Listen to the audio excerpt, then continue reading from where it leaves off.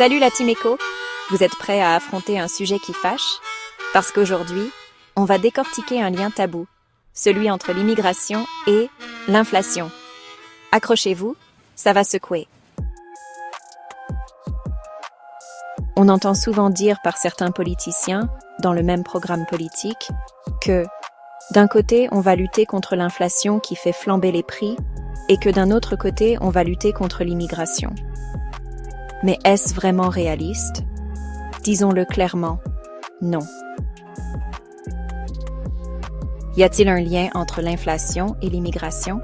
Est-ce que l'un par hasard engendrerait l'autre et réciproquement? Finalement, est-ce que les promesses politiciennes sont possibles? Il y a des mécanismes qu'on ne peut pas ignorer. On va étudier cela ensemble. Allez, c'est parti! Mais avant toute chose, sachez que nous sommes une petite chaîne et qu'un pouce ou un like ne vous coûte pas grand-chose mais nous apporte énormément. Premièrement, une augmentation de la population, due à l'immigration ou à d'autres facteurs, crée une demande accrue pour, devinez quoi? Logement, biens de consommation, services. Si l'offre ne suit pas, bim, inflation. Loi de l'offre et la demande. Les bases. Deuxièmement, certains secteurs, les métiers en tension, comme le BTP, sont très dépendants de la main-d'œuvre immigrée. Si on réduit l'immigration, volontairement ou non, et à capacité de production équivalente, c'est-à-dire sans croissance pour le pays, on peut créer une pénurie de main-d'œuvre. Cette pénurie fait augmenter les salaires. Cool. Mais par conséquence, l'augmentation des salaires augmente aussi les coûts de construction. Pas cool. Au final, une réduction de l'immigration correspond mécaniquement à une augmentation des prix de l'immobilier. Pan, dans ta face. Mais ce qui est vrai pour le bâtiment l'est aussi pour plein d'autres secteurs comme le ménage, la restauration, et oui, vos repas et vos sorties seront plus chers, la santé, l'entretien de vos maisons, l'automobile. Mais l'immigration n'est pas la seule à jouer.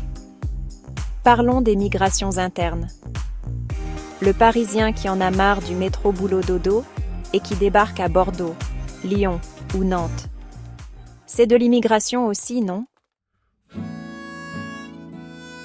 Ces migrations, souvent motivées par une meilleure qualité de vie ou un télétravail salvateur, font exploser la demande de logement dans certaines régions. Souvent, ces Parisiens ont vendu un bien en Île-de-France et bénéficient ainsi d'un pouvoir d'achat très élevé par rapport à la province. Résultat, les prix s'envolent, et cela en discordance avec le pouvoir d'achat local. Les habitants locaux ou leurs enfants, qui travaillent mais bénéficient de salaires et donc d'un pouvoir d'achat en phase avec la province, se retrouvent à ne plus pouvoir se loger. C'est la gentrification, mes amis. Et la migration pendulaire? Ceux qui vivent à la campagne pour la tranquillité, mais travaillent en ville avec des salaires urbains? Pareil. Cela fait grimper les prix de l'immobilier à la campagne. Un cercle vicieux. Alors, est-ce qu'on résout le problème en fermant les frontières? Pas si sûr. On l'a vu, une baisse de l'immigration peut créer des pénuries de main-d'œuvre dans certains secteurs clés. Et qui va payer la facture? Le consommateur, bien sûr.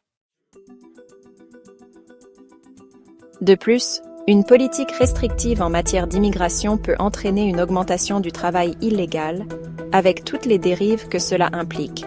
Exploitation, dumping social, etc. Et ça coûte cher à la société.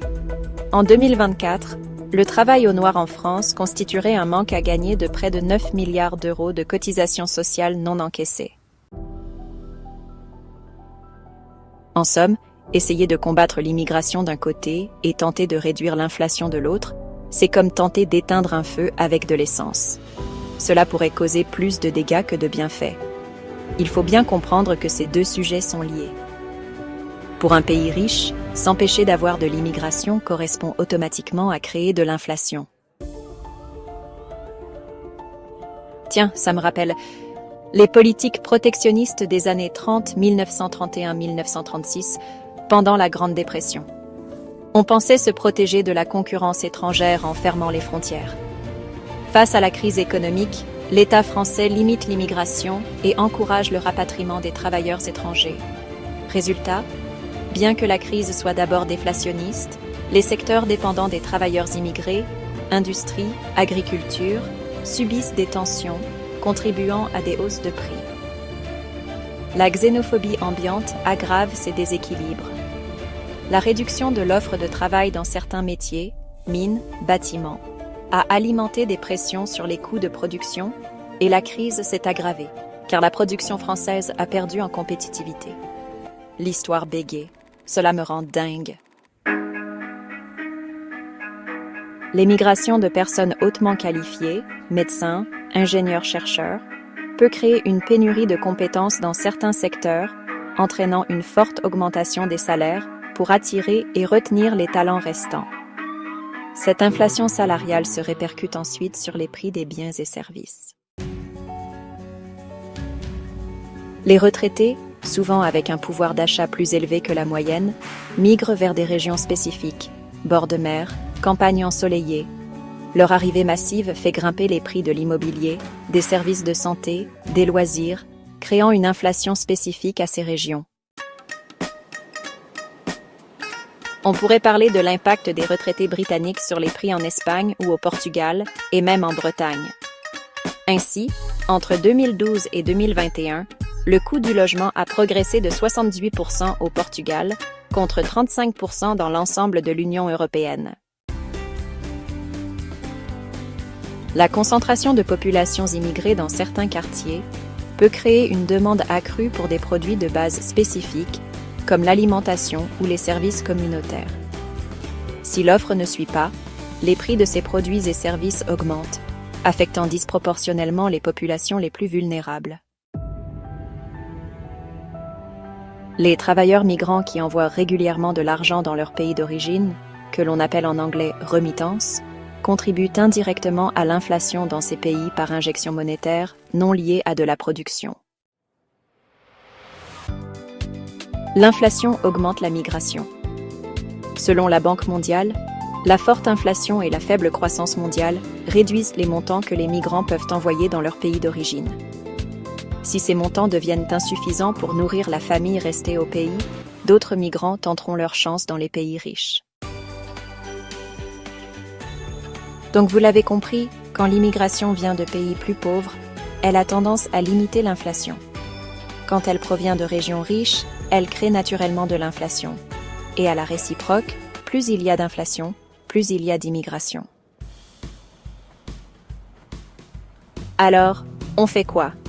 Il faut agir sur plusieurs fronts, investir massivement dans le logement, construire plus vite et moins cher, logements sociaux, logements étudiants, etc.